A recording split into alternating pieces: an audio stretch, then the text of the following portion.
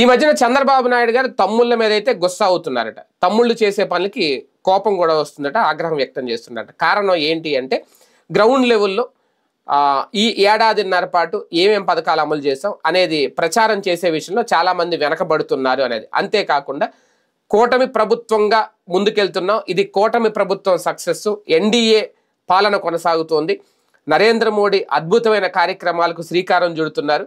ఇక్కడ బీజేపీ అలాగే ఎన్డీఏ మోడీ ఈ పదాలు వాడటం లేదట చాలామంది. సో దాని మీద కూడా కాస్తంత ఆగ్రహం వ్యక్తం చేశారట చంద్రబాబు నాయుడు గారు. అందుకే ఈ మధ్యన తమ్ముళ్ళ మీద ఎక్కువ కోపం వస్తుంది చంద్రబాబు నాయుడు గారికి. ఎందుకంటే వాళ్ళతో టెలికాన్ఫరెన్స్లో నిర్వహించినా ఏం చేసినా సరే చెప్పేది అదే. ఎందుకంటే బలంగా నమ్ముతున్నారు చంద్రబాబు నాయుడు గారు, ముగ్గురు గనక కలిసి ఉంటే ఇంకా ఎట్టి పరిస్థితుల్లో వేరే పార్టీ ఆంధ్రప్రదేశ్లో అధికారంలోకి రాదు, మీ ముగ్గురు కలిసి ఉండాలి, ప్రత్యర్థిని గట్టిగా కొట్టాలి. అదే నేపథ్యంలో మూడు పార్టీలు కూడా మధ్య ఎలాంటి విభేదాలు రాకూడదు.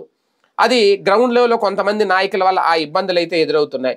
అలాంటి వాళ్ళకైతే పర్సనల్గా కూడా మాట్లాడుతున్నారట. ఖచ్చితంగా మోడీ విషయంలో కానీ బీజేపీ విషయంలో కానీ ఎన్డీఏ కూటమి విషయంలో కానీ ప్రచారం కీలకం అనేది అయితే తేల్చి చెప్పేశారట. అలా చేయలేని వాళ్ళకు కూడా కాస్తంత స్వీట్ వార్నింగ్లు అయితే ఇస్తున్నారట.